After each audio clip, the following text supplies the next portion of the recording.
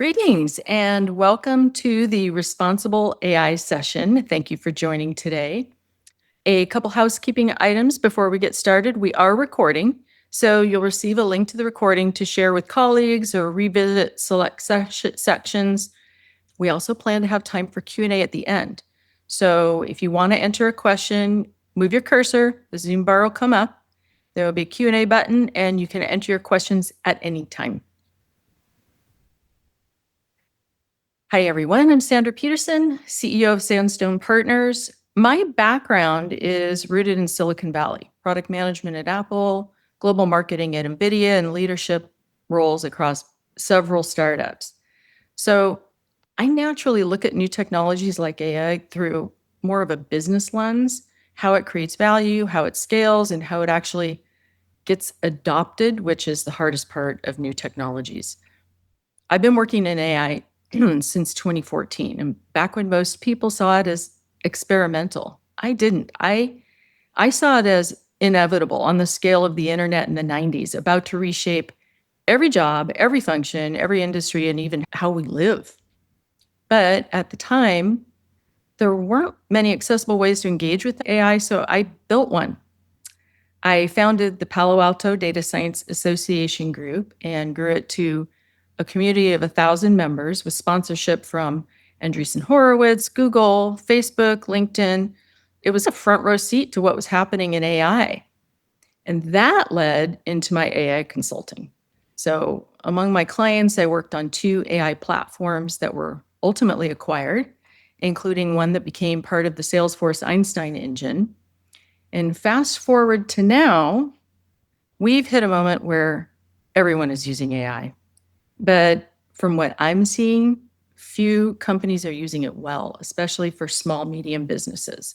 There is a massive gap between usage and real impact. Some organizations are underestimating risks like data leakage and hallucinations, and others are overcorrecting and they lock down entirely, and they're missing an opportunity. And that's where I focus, helping small and mid-sized businesses introduce AI in a way that's practical, responsible, and aligned to their goals. I am beyond thrilled where AI is today. Sarah, over to you. Hi, everyone. I'm Sarah, and I am just north of Sandra in the Seattle area of Washington. I recently moved back from the San Francisco Bay Area after working in various startups as their head of IT and information security. So I basically live and breathe the security controls that we'll be talking about implementing later, along with incident response, governance, and compliance issues.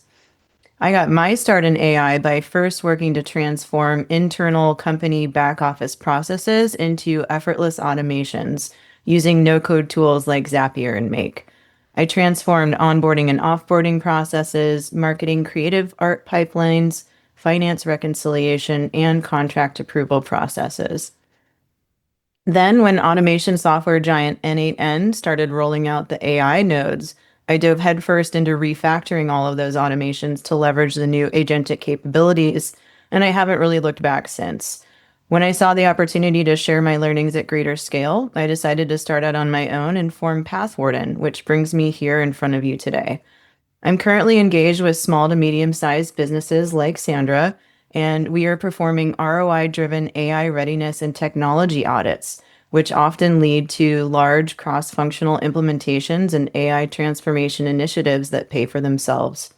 If you're curious to see what that looks like in practice, I did just upload an anonymized audit presentation demo to my LinkedIn page. This is based on a recent fintech client audit that I performed, and it led to a 2-year AI transformation roadmap, which is currently underway and spans over 5 cross-functional initiatives involving 6 separate business units. All that being said, I'm really excited to share what I've learned with you so far. My goal by the end of this session is to help you on your way to building a brighter future with AI, involving less manual toil and more time for inflective and strategic innovation for your company. All right, so let's get started. Great. Thank you, Sarah.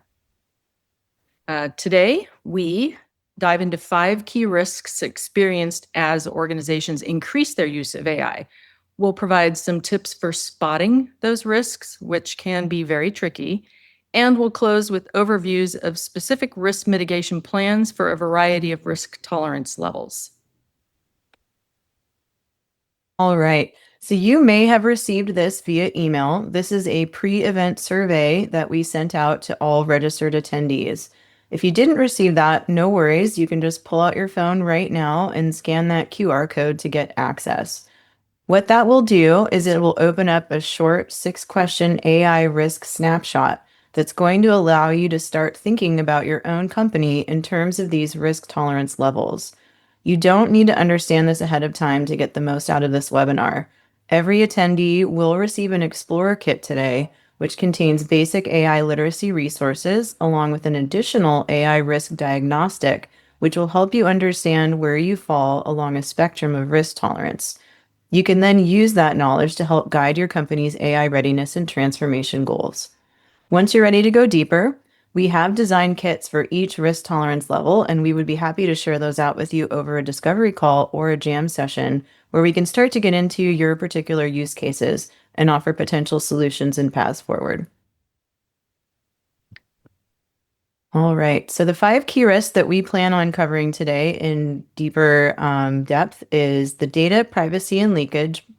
We have shadow AI and transparency issues, accuracy and accountability, security vulnerabilities, and then finally, we will cover bias and fairness.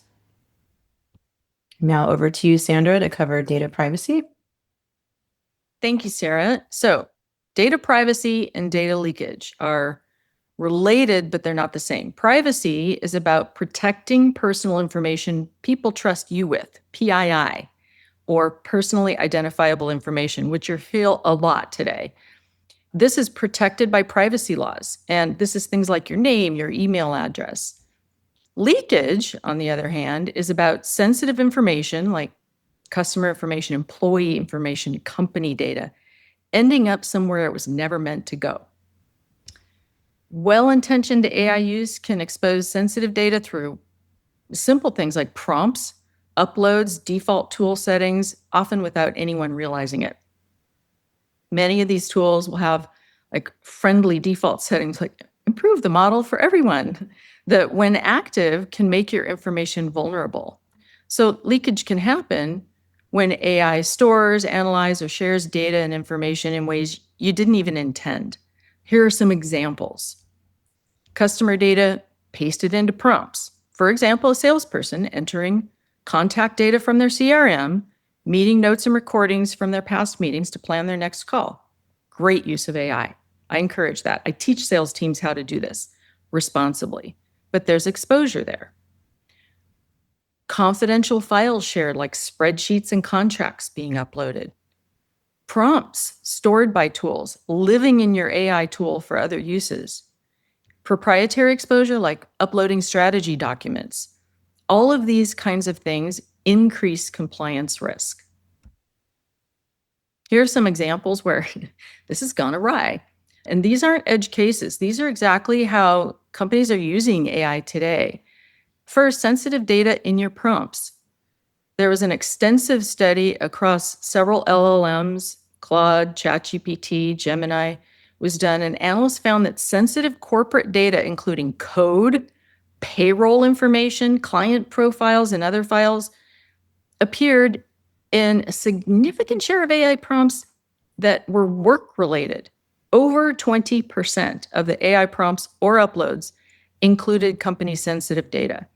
This indicates real leakage into AI systems. And we're not saying don't do this, but awareness and guardrails are important new skills and an important part of just building your AI literacy for you and your company.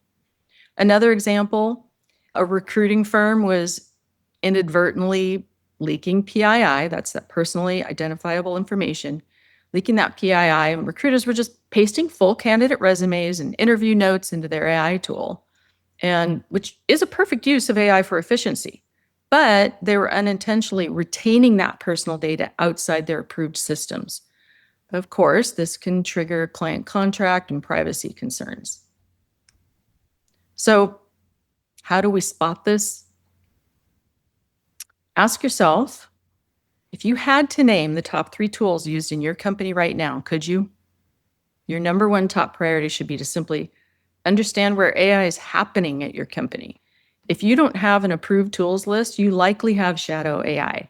Now, Sarah will cover shadow AI in detail in the next section, but examples of these leakage pathways are use of personal AI tools at work, browser plugins, random agents being used by perfectly well-intentioned employees. Secondly, and this is from what I see, arguably the number one leakage pattern, sensitive data behaviors, copy paste of customer records, like we just gave the example of the salesperson doing their job, contracts, spreadsheets being uploaded. 3, just one way you can do this is just check your settings. Confirm whether like improve your model or training is on. These can be deceptively friendly. And know your options. So business and enterprise subscriptions have more protective options than the consumer or free accounts. So know what options you have and make sure you set those high. And next up, scan for AI by accident in workflows. This is a tougher one to explain. Here's a workflow example of campaign building. So marketing uploads a go-to-market strategy document to AI and asks for 3 campaign ideas. Then selects one campaign and asks for an implementation plan. Great use. Then connects with their marketing automation platform to select target contacts that fit this campaign and strategy, then uses that plan in their content creation platform to create images, posts, copy, etc. Perfect use of AI in a workflow, and it's done every day at many companies. But the steps where AI is used, whether it's an AI tool explicitly or even an AI feature in one of the platforms, these are possible vectors for leakage. Not saying don't use these. People are using them and you should be using them. But even if you only scan for the features that ingest customer data, you're setting up a culture of responsible AI awareness and behavior. It's building that culture that's so important. And then finding the paper trail. New AI-related subscriptions on expense reports, new browser extensions installed, new shared prompts, or if you notice staff routinely using AI outputs without reviewing. Developing that culture of awareness and some best practices go a long way in mitigating data privacy and leakage risks. All right, so some of you may have heard of Shadow IT. The new version of that is Shadow AI, and it's especially challenging because of the increased attack surface that AI brings to your organization. And we'll talk more about that increased attack surface a little later. But for now, you can understand Shadow AI as basically when AI tools and integrations are used without any exec visibility. So the leadership is not aware, it's often not being tracked by IT. And just like Sandra mentioned, you will want to be chasing that paper trail. You'll want to be looking for subscriptions that show up on employee expense reports. You want to be looking for data that is misplaced or in an application that it shouldn't be as signs of this. Basically, what happens when you use AI without visibility is you lose that control. You lose control over data handling, you lose your decision quality and outcomes, and it really decreases your overall security posture. This is a huge problem within small to medium-sized businesses. And in fact, small to medium-sized business employees are using Shadow AI at about 4 times the rate as larger enterprises. The reasons why they are vulnerable is there's often no formal training, there's no inventory, and there's no access controls set for AI applications. There's often a fear of stifling innovation, and that leads exec teams to just tolerate stealth usage in an effort to just get the job done. And small teams with huge workloads are often just trying to keep up with their deadlines. The bottom line here is that shadow AI isn't about bad actors being nefarious within your organization. It's often normal employees that are just using whatever is fastest to get the job done in a quality manner, and they're just not aware of the impact to their organization or to that security posture. So a lot of the solution for this is education and beginning those tracking procedures, which we'll be introducing a little bit later. Again, the biggest issue is that the usage is invisible, and when it's invisible, there's nothing that you can do about it. Shadow AI often involves OAuth apps, browser extensions, plugins, and AI features inside other tools, not just AI applications specifically. As a lot of companies are racing to incorporate AI features into their apps, this can happen quite stealthily, where an app that you'd previously been using without AI capabilities suddenly rolls it out, and users are then just accessing those AI features without your knowledge because it's often turned on by default. So, as an AI or IT team leader, you want to really always be inventorying your applications to keep track of those features as they're rolled out and get the appropriate controls on them. All right, now on to some examples. So you don't usually see shadow AI breach in the news, and that's because shadow AI is not like a discrete thing that gets hacked. It's more of a precondition rather than the event itself. So when something goes wrong in an organization, it's almost always categorized under another label, like data leakage or OAuth abuse, misconfiguration, insider risk, or third-party compromise. So, how shadow AI failures actually surface is the damage will show up downstream. You might have sensitive data retained in personal AI accounts with unknown training or retention policies. You could discover long lived OAuth tokens that are quietly still granting access long after a project ends. AI tools becoming untracked supply chain entry points, or incidents reported as credential misuse or third party access, but not shadow AI. Why this is more dangerous than a headline breach is that these failures are really diffuse, they're silent, and they're really hard to attribute. There is no one single breach moment. It's more of just this gradual erosion of data boundaries and control. And organizations often discover the problem months later during audits, legal discovery, or after a vendor incident. So the key takeaway for leadership here is just that the lack of headlines does not mean that this is low risk. It just means low visibility. Shadow AI is basically the risk layer underneath many modern breaches, and by the time it's visible externally, it's already a governance failure internally. Hey, Sarah, we have a question that I think is timely, so I don't want to wait till the end. What are OAuth tokens? Is it like cookies? And I know you talk about it further, so let's explain it now so that it makes sense to everybody.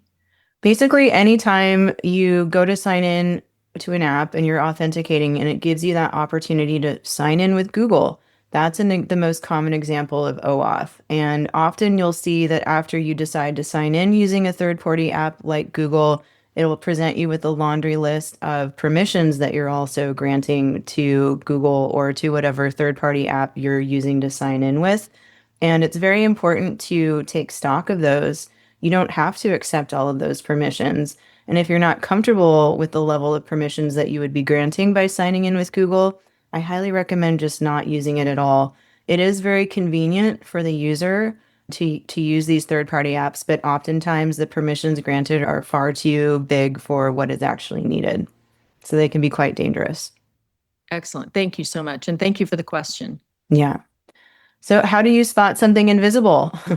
That's the tough part. You really want to stay connected with your teams. You want to know what their pain points are, and you want to try to be proactive and offer solutions that with appropriate guardrails rather than just encouraging free exploration.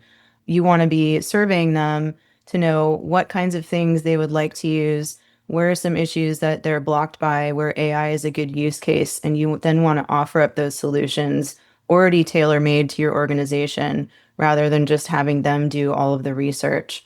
Like Sandra mentioned earlier, the paper trail, you can look at spend signals, expense reports for AI subscriptions. So you usually want to be pretty close with your finance team. You want to have somebody within the finance team ideally reporting anything odd to you so that you can target that usage with the employee in a one-on-one meeting. You also want to be reviewing the OAuth app. So this would be something for your IT team to keep track of. We want to be flagging those broad scopes that I mentioned and trying to scale back usage.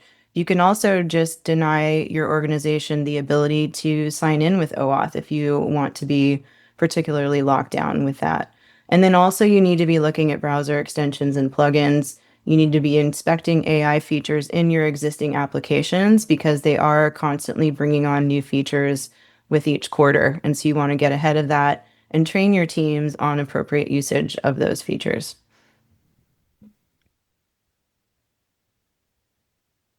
Okay, thank you, Sarah. Now let's talk accuracy and accountability. AI is optimized to sound helpful and confident, as you may have noticed, but not to guarantee truth. This is where prompt engineering, human in the loop, and sound research practices come in. And AI can produce such confident, polished recommendations that are sometimes incomplete, inaccurate, and even fabricated. It's really easy for early or casual AI users to put too much faith in AI output, leading them to skip verification and erode accountability eventually. Here's some examples of where this enters into your work. Hallucinations. You've heard about these, don't know if you've seen them. These are not rare edge cases. They're known behavior of generative models. If you've used AI regularly, you probably started to recognize this. Not sure you've ever seen a hallucination? Here's a way to test it. If you upload your resume, it doesn't have to be updated, it can be 5 years old, and point it to your public LinkedIn profile and ask it to write a 2-page bio on you. Read it and see if everything in there is what you've done. This is hallucinations. It's trying to fill in blanks and tell you what you want to hear, something to learn to watch out for. Unverifiable recommendations. The real risk isn't bad input, it's overtrust in this case. People assume accuracy because it sounds right, but it's imperative to verify output that's being used at work and, well, in your personal life for that matter. But it's human in the loop, verifying recommendations. Next, black box reasoning. So what do we mean by this? As use increases, particularly early in AI use at a company, teams kind of stop asking, well, how do we know this? And this happens more often with strategic projects, more complex planning. They just kind of let it go and let that black box reasoning sit there. And then fourth, when decisions can't be explained, this tends to creep in over time. Accountability blurs when no one can explain why a recommendation was made or who approved it. So over time, judgment quietly gets outsourced, and this can happen at any level, from the C-suite to across the organization. When or if this dynamic sets up camp in your company or team, don't panic. You're not alone. We're all learning here, and it can be fixed. But net, we simply can't skip the due diligence. Human in the loop continues to be a base requirement for accuracy and accountability. Here's some situations companies have found themselves in. First up, courts have increasingly sanctioned or reprimanded attorneys for submitting filings containing AI-generated fabricated citations. In this first example, 3 lawyers used AI tools to craft and submit legal briefs. Perfect and common use of AI in legal. Well, turns out AI hallucinated and included made-up case law, which was discovered, and a federal judge disqualified and sanctioned those 3 lawyers. They're real impacts. Black box decisions, a hard one to explain, so here's an example. Air Canada's customer service chatbot confidently gave a customer incorrect information about bereavement fare refunds. The customer was later denied the refund and sued. Air Canada's argument was that the customer had agreed to legal terms and conditions, the ones that no one reads but everyone agrees to, and that chatbot was a separate system. Nope. Courts ruled that Air Canada was responsible for the AI's output. So the danger isn't only that AI gets things wrong, it's that it gets them wrong convincingly, and we just need to be responsible with the use of it. So how do we spot this? In general, if no one can explain the decision, no one owns the risk. So here are a couple things to look out for. Watch for overconfidence. If something sounds too good to be true, maybe it needs to be probed a little. Maybe it's a new segment strategy that sounds so easy, definitive, optimistic, buttoned down. Outputs that sound that definitive but lack sources, assumptions, or uncertainty signals like risks and open items, which I always put in a proposal, is what do I not know yet and what are the risks? If these kinds of things are missing, it's a flag for spotting this issue. And then taking that to the next level, demanding some level of explainability. Ask, Why this recommendation? As companies are using AI more, people know it. They want to use it. It's a good thing. But why this recommendation? Poke at it. Based on what inputs? What was assumed? You can use AI to pressure test your own work or even the work of others. You should be asking AI to find weaknesses in your proposals or strategies or whatever before socializing it at your company. This doesn't take long, and it's part of developing your AI literacy. Check for source drift. Look for outdated data, invented references, generic explanations. If you're doing research and you're only asking for recent information, make sure that it's giving you recent information. As you go further and further in a project, you can have AI drift from your original specification to have it be only 3-month-old information or 6-month-old information. And 4 on the list here is identify decision shortcuts. Take notice when AI outputs replace actions that require judgment, or when AI outputs make decisions that affect people or money. I'll give you an example. Arguably, no one likes to do employee reviews, and there are AI tools and agents now that can automate this. Great use of AI. But beware when, like in the case of an employee review that could result in a promotion or raise, someone's livelihood on the line, just use extra vigilance with AI in these cases. Avoid the shortcuts that take instant AI at face value. And last thing we'll mention, of course, there's much more, but last thing we'll mention is clarity of ownership. If no one can explain or defend the output, accountability has already slipped. For example, if an article got published with hallucinations and created a PR situation, we see some of these, there should be clear ownership of that piece of content, not just our AR platform created it. So clarifying ownership is an important component of building responsible AI culture in your company. So many of these are their awareness, they're behavioral, but it's also important to learn and understand the AI tools and features that are being used. All right, this one's pretty meaty and a little bit more technical, so bear with me, starting with the term attack surface. If you're not in the cybersecurity world, you may not have heard of that. So I just want to explain that. It's basically the place where someone can touch your system. AI drastically expands and increases that attack surface once you start using it. There are 2 ways that you can mitigate this. One way is to just keep your attack surface as small as possible. And then another way to introduce another cybersecurity term is you want to be separate or segregating your duties. So you don't want to have one app connected to all the other apps in your system without some gates and guardrails, because once an attacker gets in via a vector, they can then spread to the whole rest of the organization if you have everything interconnected with no controls in place there. So those are the 2 methods. We'll dive in a little bit deeper here. So most organizations are not consciously choosing to expose their attack surfaces or increase them. They're just appearing as AI is being added either within apps or via actually AI native apps that your company is starting to onboard.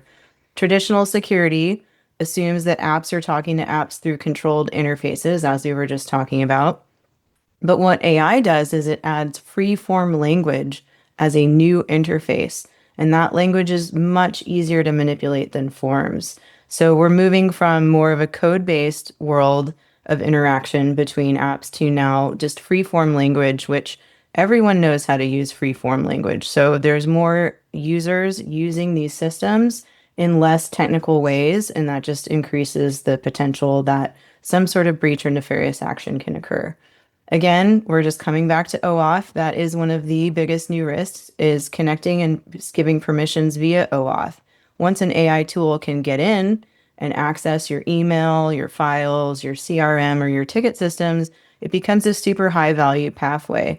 And again, that barrier to entry is being lowered because you don't require this extensive knowledge of coding to hack the system. You can just use plain language. They don't need to hack the LLM. They can hack the actual workflow, and all they have to do is find one point along that workflow to enter and then spread through to the rest of the organization. So it's very powerful and quite scary. Additionally, AI also creates sensitive new data stores along with the usage, which Sandra was alluding to earlier. You get logs, you get conversation history, and then you have the AI memory, which can contain confidential context. All right. So, some examples of security vulnerabilities. There's a couple here that are pretty powerful. How many of you have heard of Salesforce? It's a very popular application ecosystem. A lot of you are probably already using it. In August, September 2025, there was an incident where attackers breached Salesloft Drift. This was a workflow automation app that integrates with Salesforce. The attackers stole OAuth tokens and used the bot's existing legitimate access to compromise the Salesforce environments of over 700 customer companies, including major cybersecurity firms like Cloudflare and Zscaler. The high volume of normal-looking API calls made the breach difficult to detect for 10 days. And those of you in the cybersecurity world, that's a long time to have an attacker in the system undetected. There's a lot of damage that they can do in that time. Another example is indirect prompt ejection. This is the Echo Leak incident, and it was a Microsoft issue. Essentially, this was an indirect prompt injection flaw that allowed sensitive content to leak quietly to an attacker-controlled destination. Microsoft did patch the issue after disclosure and stated that there was no evidence of exploitation in the wild, but this is just one example of many where they just need one point of entry and they can get in and do a whole lot of damage. Also, some of you may have heard of Claude Mythos and Project Glasswing. So AI is giving ammo to both sides, both red and blue teams, and for hackers and people who are trying to protect their organization. Basically, Project Glasswing was begun as a result of discovering Claude Mythos's ability to find zero-day exploits that had been lurking in existing systems undetected, even with great cybersecurity programs and guardrails. So it's able to find and exploit these very quickly. And so the idea is we don't want to release that to the public until we have worked with organizations to patch those individually with all of the cases that have been occurring. So very powerful technology, and it's getting more powerful by the day. So how do we spot these security vulnerabilities if we don't have access to Claude Mythos yet? Again, it goes back to inventorying your AI connections. You want to get a list of all the AI tools that touch your main systems, like email, files, your CRM, HR, support, calendars, or internal docs. You want to then audit the permissions granted. You want to be sure to limit the scope to only what is needed. And you also want to watch for separation of duties. So it's best to not give any one person super admin access. You want to give a bunch of people just a small piece of the pie. So it makes it harder for an attacker to get in and gain access to everything. Once again, we want to be reviewing those OAuth apps. We want to be watching for prompt traps.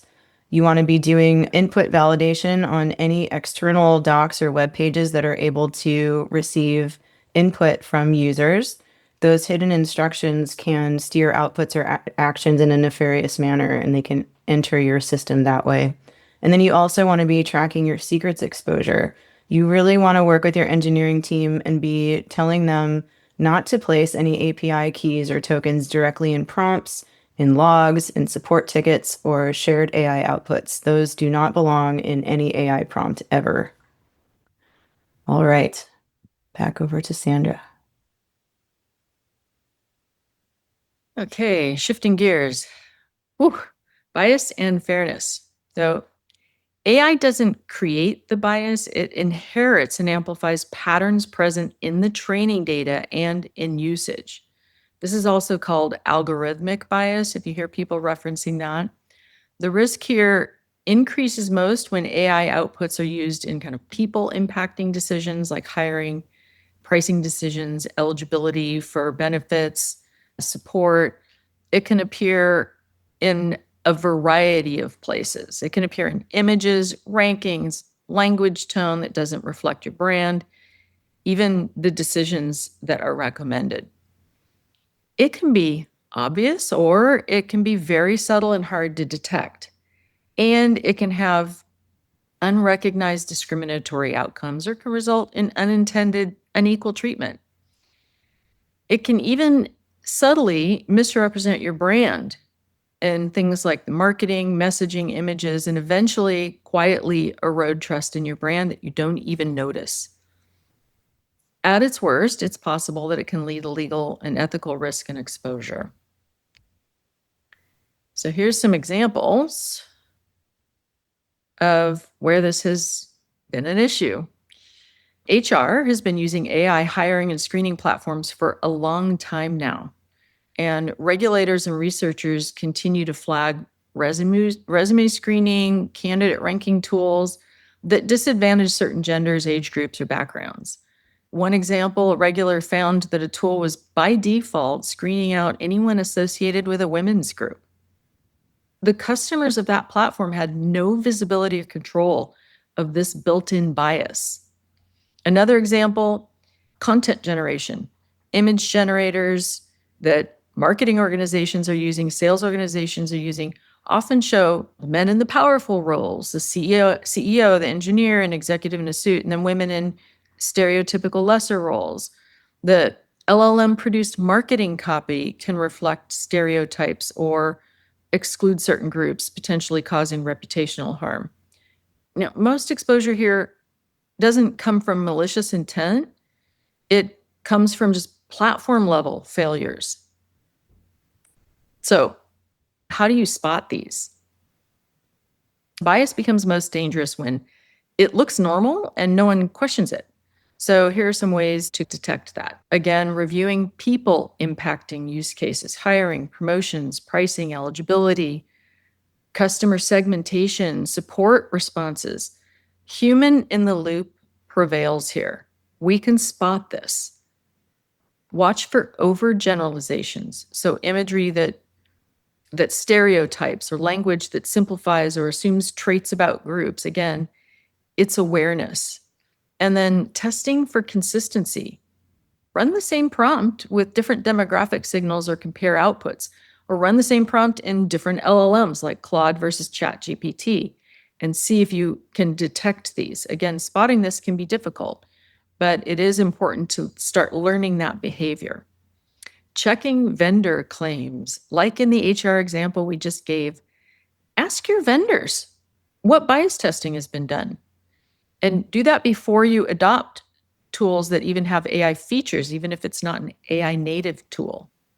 And then again, human in the loop is so important. Everybody thinks that AI is going to take their jobs. Your involvement in AI is critical. Human oversight is required. So ensure that human reviews and owns decisions that have impact.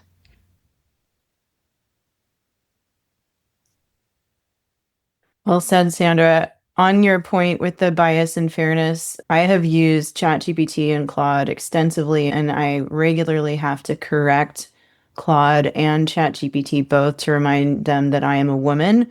It assumes that I'm a man, I think maybe because I'm running my own AI consultancy business. So I've had that directly impact me multiple times. Very important to share. So now we're going to move into what are some strategies for risk mitigation, and these are going to be titrated to your particular risk tolerance level. So as we go through these, be starting to think about which one sounds the most like your organization, and then you'll want to pay extra special attention to the resources that we have created for that particular level. So let's go over those groups. Every business has a very different appetite for risk. There is no one size fits all for responsible AI. So I want to just make that really clear that where you fall on the spectrum isn't from bad to good. It really is dependent upon the special needs of your organization. And some people just need something very different than others. So it really just depends on the size of your organization, which particular vertical that you're in, and what you're trying to do. So we'll dive in a little bit more here. We've created 5 different kits with 5 different risk tolerance levels, starting at the left here with no defined risk tolerance yet. And we are calling this kit our Explorer kit, and the focus of this one is on literacy. So the main concern here is we really want to bring awareness to the organization and first principles around how to use it. Then moving up the spectrum, our next most higher risk tolerance group is the Agile Innovator Kit. And the main focus here is technical hardening. The types of organizations that might fall into this category are going to be your super fast moving, super high tech, very small teams, like small startups in the Bay Area operating with mostly engineers. What these people need is mostly just some really strong guardrails. They need to technically harden their systems. They don't need to worry too much about education because, as an engineer, they already have quite a lot of technical education. So the main focus is they want to have guardrails that don't slow momentum and they don't really worry too much about education. So that kit contains resources specific to that. Then in the middle, kind of our Goldilocks group, this moderate risk tolerance level, we're calling that the pragmatic experimenter. I think of groups in this category as being small to mid-sized startups, maybe anywhere from 50 to 250 or 300 people, where they're trying to move fast, but they have really small teams and they're trying to accomplish a lot.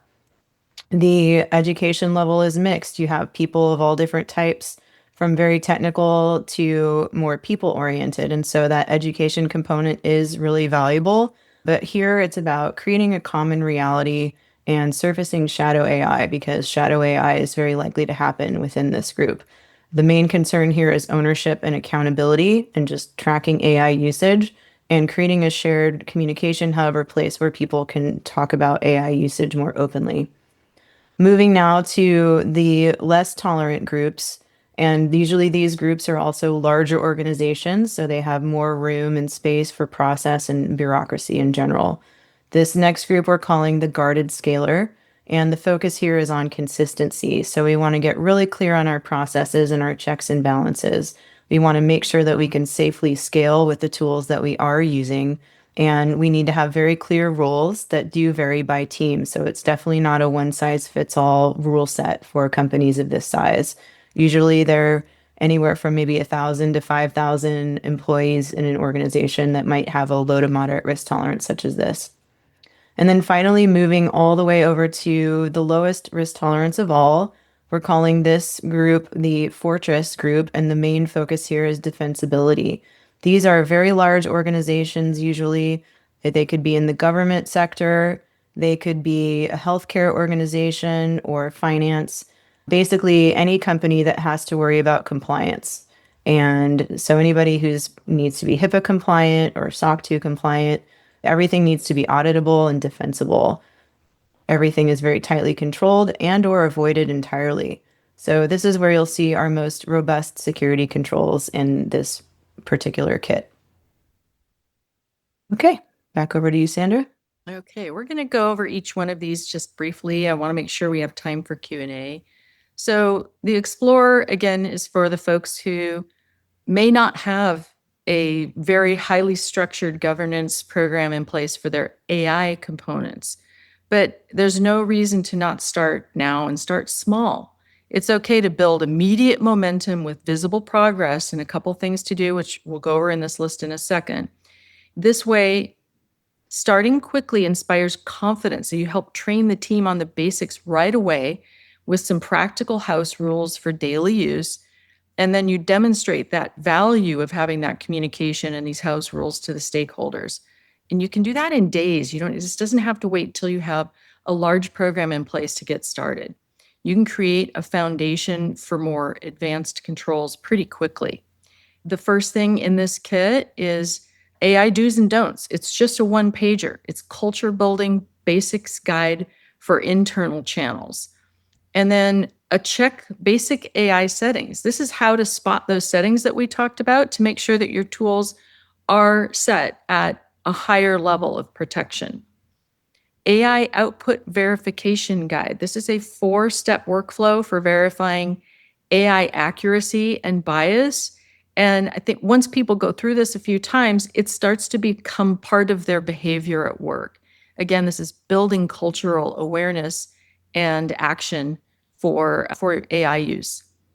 Lunch and Learn roadmap. We have a 3-session plan to move from the AI curious to AI literate. And we encourage people to do that, and that's included in this kit. And then a DIY AI posture diagnostic. Now, because this group isn't sure where they are, this is a deeper assessment that helps you look at your risk profile.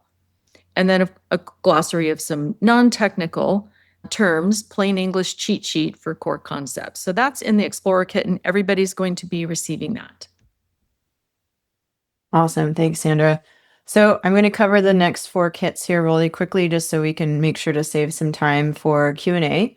The next kit is our Agile Innovator Kit. Again, this is for those high-tech, small, mostly engineer-based teams. They're often building products at high speed, and traditional governance is just far too slow for them. Instead, the protection really needs to be more technical, and it needs to be integrated directly into the build cycle. So this kit's really focusing on technical hardening to prevent vulnerabilities like prompt injection while maintaining momentum. So in this kit, you receive a Rapid Guardrails playbook, which is a developer-first guide to integrating safety checks like input and output validation filters directly into your sprints. There is an AI tool hardening checklist, which is a technical lockdown list for securing API keys, system prompts, and model configurations. Then we have a red teaming light protocol. This is a very simple 60-minute stress test framework to try and break your AI features before they go live. And then we have lots of different versions of an acceptable use policy. Almost each one of these kits has its own. This one is very lightweight and more dev-centric, and it's really assuming that everyone in the organization has a certain measure of technical acumen. So it doesn't go too in-depth on the beginning topics. It's more focused on, again, the technical hardening aspects of an acceptable use policy. Then we offer also a data sanitization template. So this is just a ready-to-use regex and code logic formula for programmatically scrubbing your PII before it hits an external API. All right. Moving on to our Goldilocks kit, the Pragmatic Experimenter. This one's really focused on shadow AI. And the other thing about these kits that I want to mention really quickly is just because your risk tolerance level is a certain point, you don't need to stay away from the other kits. The kits all have some usefulness to them. This one in particular, if you're interested in attacking your shadow AI at your organization, you'd want to get this kit because it has a lot of systems that you can get set up in place to manage that. So you don't have to be at that middle tolerance. Almost anyone has an issue with shadow AI will find use in this kit.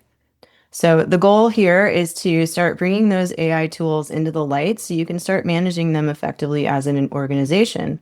We're focusing on transparency and creating a home base for approved productivity tools and conversations about those tools.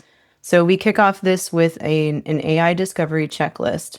The emphasis here is that it is no blame.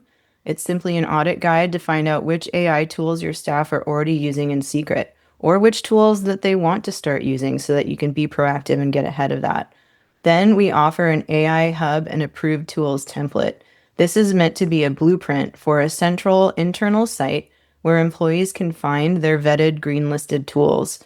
Often like a tool like Notion or even containing something like this within Slack would be useful for a lot of organizations. Then we have a tool intake workflow. It's basically a simple gateway for teams to formally propose new AI tools for vetting before they start using them. Then we offer the vetting and approval criteria to go along with that. So this is basically the internal logic for IT and leadership to quickly decide if a new tool request is safe to approve. And then finally, we round out this kit with some pragmatic AI guidelines. Another one-pager, just a cheat sheet of house rules that aim to simplify policy expectations for fast-moving teams like this. Okay, now we're getting into the heavier side of this with some lower risk tolerance, larger organizations that again have much more room for process and bureaucracy. So we have more in-depth process templates to use for that. Basically, an organization in this category, they're moving past the small experiments and they're ready to apply some consistency to their organization around AI usage. They need a repeatable way to approve new tools without slowing down every department, but every department might also have specific use cases to control for. So those processes need a little bit of tweaking so that they fit each use case well. This kit provides the impact frameworks needed to grow your AI footprint safely and predictably with another version of an acceptable use policy that encourages departmental experimentation while still managing to keep strict limits on sensitive data. We offer a standard vendor questionnaire. Would be considered a tier 2 vendor questionnaire. And for those of you not familiar with cybersecurity terms, tier 2 is they're those vendors that are not touching your most highly sensitive systems, but they do have access to systems that is worrisome enough that you do want to actually check their tech stack and make sure that their processes are compliant. As Sandra mentioned in one of her earlier examples, I think it was Air Canada. They had a chatbot, third-party chatbot that they were using. They tried to argue that that was a separate system, but that's not how the government and the courts look at that. They consider anything that you're using to be under your purview and your control. And that's why these vendor questionnaires are just so important. So again, this one's a tier 2. It's not for your most important vendors, but it does still contain a lot of detail. And we'll talk about the tier 1 vendor questionnaire next. Then we also include an impact assessment. This is a practical worksheet for evaluating the specific risks of new use cases that your employees are considering bringing into the organization. These are meant to ensure NIST RMF alignment. So that's the NIST Risk Management Framework alignment. If you're familiar with that, it could be very useful for you. Then we offer a readiness worksheet, which is a maturity check to just help you decide if a department is even ready for AI. Do they have the data and skill sets ready for AI to be implemented, or do they need to do some pre-work? Do they need to get their data cleaned up and set up so that they can apply AI in a reasonable way? And then finally, we end the kit with an AI tool risk scorecard. This is an objective scoring system for comparing different AI tools side by side based on safety and utility. So it's for your IT teams or anyone who's in charge of approving AI tools for the organization. It can be very helpful for them. Okay, finally, last but not least, we have the Fortress. This is for high stakes and highly regulated environments that require a zero trust approach to AI. This is where compliance isn't just a goal, it's actually a legal necessity. So this is our strictest and most robust kit. You might be interested in picking up this kit just to see what some of these things look like. They may not actually be relevant to you, but you can modify them down and make them a little bit less strict for your organization if you have a higher risk tolerance profile than someone that would be in this category. So here we have an ownership table, which clearly defines who is legally and operationally accountable for AI systems. We have a boundary matrix, which is a visual no-go map that tells employees exactly which data is allowed to touch which specific AI environments. Then we offer some data classification and AI rules, which are granular instructions on how to handle PII and trade secrets to prevent accidental data leakage. We have an AI risk register, which is a living compliance document for tracking and mitigating vulnerabilities like prompt injection or model bias. And then we have both tier 1 and tier 2 vendor questionnaires. So again, tier 1 is going to be the most exhaustive questionnaire for vetting your really high risk vendors that are handling your most sensitive information. And then finally, we wrap this kit up with our most comprehensive acceptable use policy. This one is very formal. It's a high governance policy that is meant to be signed by employees to establish clear liability and standards for your organization. And that wraps up our 5 kits. Okay, thank you, Sarah. Thank you so much. And we do have a couple questions. We have time. I'm willing to go over time if we need to answer your questions, but those of you who need to jump off, I understand. Sarah, do you have a couple minutes after also? Sure. Okay. All right. So by the way, next steps, what we'll be doing is sending you a link to this recording so you can share that with colleagues and revisit any sections that are of interest. We'll also be sending you these slides and then a link to the survey. Mea culpa, I didn't get that out to you guys before this, but there's a link to it so you can look at your risk profile and we'll follow up with you. So that's what you'll be receiving. Couple questions here. Okay, I've heard prompt engineering is becoming less important. Can you speak to that? This is true. We had mentioned that clean prompt engineering can help mitigate some of these risks. And it is true that it's becoming less important to get trained formally in prompt engineering. In fact, I'm lowering that in some of my training, but it is still important to use in some of your more sophisticated projects, like long research projects or strategic planning. It is important to get clean prompts, get your output consistently back to you. So you're right, for kind of beginning using prompt engineering isn't as important, but it's still important to get efficiency, get quality results, and reduce your inaccuracies. Sarah, anything to add to that? I agree. I think it's always going to be important. It's never going to go away. We are going to get more supports for people who are just getting started on this journey, but it's always going to be something that you want to be mindful of. Okay, great. Next question. It seems like some people in my company have more AI resources. Boy, do we see that all the time. I haven't seen an approved tools list. How do I know this even exists? Sarah, do you want to take that one?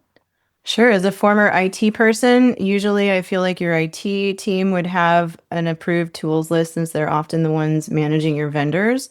But as you become a larger organization, you may have your individual teams managing tools for your specific team. So, really, this does depend on the size of your organization and how your leadership is structured. I might start the conversation maybe with my manager in a one-on-one meeting. Just who's the one that you know is in charge of our AI usage? Maybe you have someone who has been appointed head of AI. So you just want to be really clear on who within that leadership team holds that responsibility and then go to them with your questions.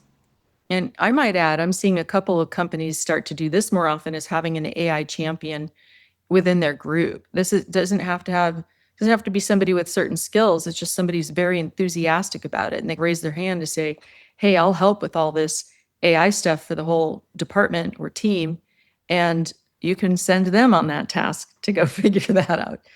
Okay, good. All right, next question. Can you explain source drift again? Okay. Yeah, I mentioned that in the context of accuracy again, which is a major issue and hard to detect. So, source drift, when you're doing a project and you're going down in terms of prompting, exploring further, getting deeper into a project, like I was researching data on small business use of AI and the most recent trends. As you go further down in that project, sometimes all the direction that you gave your AI may start to loosen up your rules a little bit. So I noticed a piece of data that I got. I really wanted to use it. And when I did my human in the loop, my due diligence, and went to look at that, it was older data. And I'm sorry, but in the AI world, that's not useful. And I had said, I want data that's no more than 6 months old. And it was a year and a half. So be careful with drift. So that's what drift is. And it can happen in project documents. It can happen if you're delving into data. So just that's drift, and it's something to be aware of. All right, we have one more question. Okay, I'm in the legal field. If all my clients with smaller businesses had this info, I would sleep better. How can I get this information to them? The one thing I want to highlight that I think is a really useful service that we offer is just that AI lunch and learn, where we can join your organization during a lunch break and we can just chat, have a friendly chat about AI, learn a little bit more about your use cases, and cover some of the basic AI awareness tenets that we brought up today. So please don't be shy. Reach out to us for a discovery call or a jam session or the Lunch and Learn series. We'd be happy to come to your organization and just get that conversation started.